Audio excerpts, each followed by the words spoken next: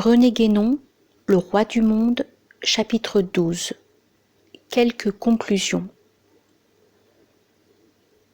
Du témoignage concordant de toutes les traditions, une conclusion se dégage très nettement. C'est l'affirmation qu'il existe une terre sainte par excellence, prototype de toutes les autres terres saintes, centre spirituel auquel tous les autres centres sont subordonnés.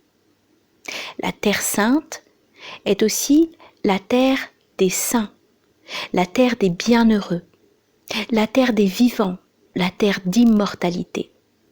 Toutes ces expressions sont équivalentes, et il faut joindre encore celle de terre pure, que Platon applique précisément au séjour des bienheureux. Petite note. Parmi les écoles bouddhiques qui existent au Japon, il en est une, celle de Jyōdo, dont le nom se traduit par terre pure. Ceci rappelle d'autre part la dénomination islamique des frères de la pureté, Ikhwan as-Safa, sans parler des Cathares du Moyen-Âge occidental dont le nom signifie pur. Il est d'ailleurs probable que le mot soufi, désignant les initiés musulmans, ou plus précisément ceux qui sont parvenus au but final de l'initiation, comme les yogis dans la tradition hindoue, a exactement la même signification.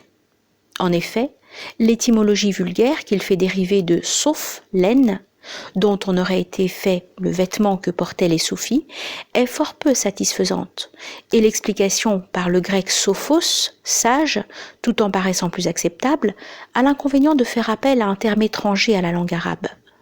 Nous pensons donc qu'il faut admettre de préférence l'interprétation qui fait venir soufi de safa, pureté. D'autre part, la description symbolique de cette terre pure se trouve vers la fin du Phédon, traduction de Mario Meunier. On a déjà remarqué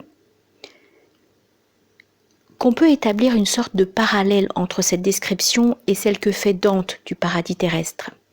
Fin de la note. On situe habituellement ce séjour dans un monde invisible. Mais si l'on veut comprendre ce dont il s'agit, il ne faut pas oublier qu'il en est de même des hiérarchies spirituelles dont parlent aussi toutes les traditions et qui représentent en réalité des degrés d'initiation. Petite note. D'ailleurs, les divers mondes sont proprement des états et non pas des lieux, bien qu'ils puissent être décrits symboliquement comme tels. Le mot sanskrit loka, qui sert à les désigner et qui est identique au latin locus, renferme en lui-même l'indication de ce symbolisme spatial. Il existe aussi un symbolisme temporel, suivant lequel ces mêmes états sont décrits sous la forme de cycles successifs, quoique le temps, aussi bien que l'espace, ne soit en réalité qu'une condition propre à l'un d'entre eux, de sorte que la succession n'est ici que l'image d'un enchaînement causal. Fin de la note. Dans la période actuelle de notre cycle terrestre, c'est-à-dire dans le Kali Yuga, cette terre sainte, défendue par des gardiens qui le cachent au regard profane, tout en assurant pourtant certaines relations extérieures, est en effet invisible, inaccessible, mais seulement pour ceux qui ne possèdent pas les qualifications requises pour y pénétrer. Maintenant, sa localisation dans une région déterminée doit-elle être regardée comme littéralement effective ou seulement comme symbolique, ou est-elle à la fois l'un et l'autre? À cette question, nous répondrons simplement que pour nous, les faits géographiques eux-mêmes et aussi les faits historiques ont, comme pour tous les autres, une valeur symbolique, qui d'ailleurs évidemment ne leur enlève rien de leur réalité propre en tant que fait, mais qui leur confère en outre de cette réalité immédiate une signification supérieure. Petite note. Ceci peut être comparé à la pluralité des sens selon lesquels s'interprètent les textes sacrés, et qui, loin de s'opposer ou de se détruire, se complètent et s'harmonisent au contraire dans la connaissance synthétique intégrale. Au point de vue que nous indiquons ici, les faits historiques correspondent à un symbolisme temporel, et les faits géographiques à un symbolisme spatial.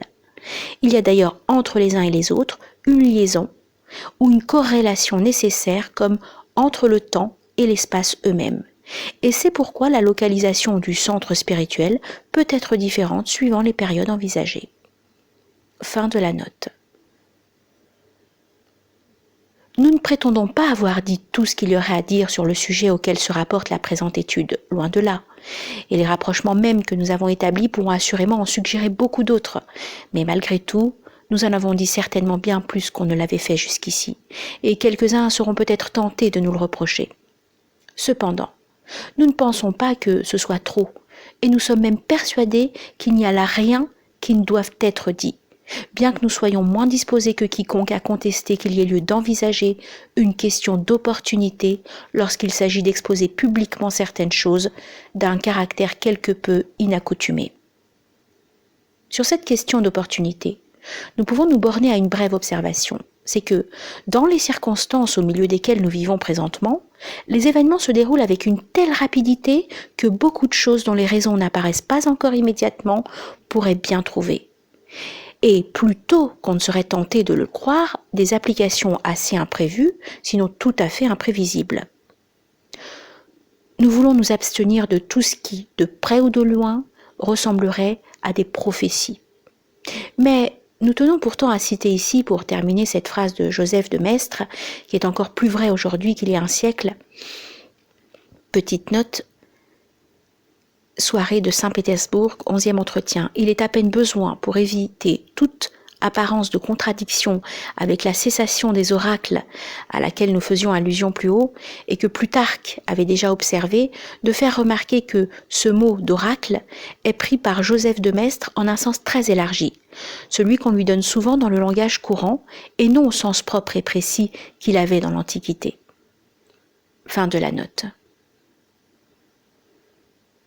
Il faut nous tenir prêts pour un événement immense dans l'ordre divin, vers lequel nous marchons avec une vitesse accélérée qui doit frapper tous les observateurs.